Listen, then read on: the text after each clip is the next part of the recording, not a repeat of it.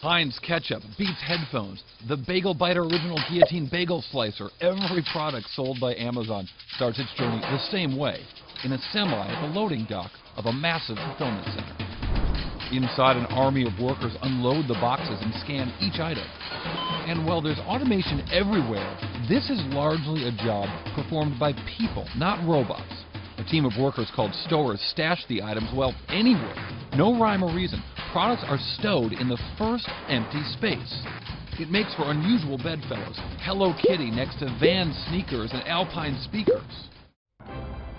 The location is all tracked by complex software, and as soon as something is sold, another worker, a picker, gets a notification on a wireless device, almost like a GPS. So, the Everything Kids giant books of jokes, riddles, and brain teasers is picked from the shelf and sent packing. Software selects just the right box, even cutting off just enough tape to seal the box. Finished orders are stamped and labeled on a fast-moving conveyor belt, and they zip down a complicated series of slides, routing the box to the right truck, where another set of workers packs the truck in an impossible Tetris-like task, squeezing in as many boxes as possible before the truck heads to its destination. Stow, pick, pack, and ship in an incredible architecture, the likes of which business has never seen before.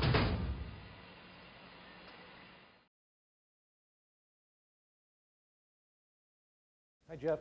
When you meet Amazon CEO Jeff Bezos, you're immediately struck by two things. That legendary laugh and his nearly unmatched focus on customer service. We know customers like low prices, we know customers like big selection, and we know that customers like fast delivery. And those things are going to be true 10 years from now. They're going to be true 20 years from now. So we can count on those things and we can put energy into them. He met with us at Amazon's Seattle headquarters to personally show off the company's new line of souped-up, lightweight Kindle Fire tablets. One of them is priced at only $139.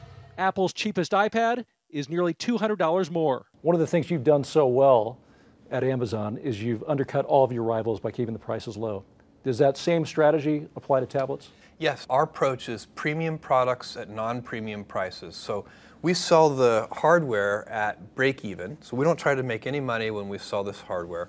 And we hope to make money when people use the devices, not when they buy the devices.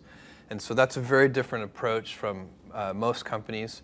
Most companies are building quite a bit of profit into the sale of these devices. The approach this time also includes a feature never seen before on any kind of device. It's called Mayday, 24/7 tech support. Thanks for using Amazon Assist. I see you hit the Mayday button. I'm your tech advisor, James. How can I help you today? And you can tap the Mayday button. It's just in right at the top of the menuing system. And a tech support advisor will appear on your screen and can draw on your screen and guide you through things and teach you how to do things. I remember when Steve Jobs introduced the iPad, one thing he said is, we're going to stand on their shoulders and go a bit further. He was talking about the Kindle because we had launched the Kindle, the dedicated reader. Today, the latest generation of that is called Kindle Paperwhite, and that's what Steve was talking about. But my question now is, have you taken it up another notch, and are you standing on Apple's shoulders? I don't know. The way I would think about this is that there's room for a lot of companies to do well in this arena. These tablets, mobile devices, very big market arena. Room for companies pursuing different strategies, different product features, all, for there to be multiple winners. But in the smartphone arena, that may not be the case, as we've seen with BlackBerry. How did they stumble so badly? I don't know. It's a very reasonable question, and I'm sure it will be, probably many case studies on the history of that company. In many ways, it's still a very innovative company. My guess is there aren't any easy answers to the question you just posed.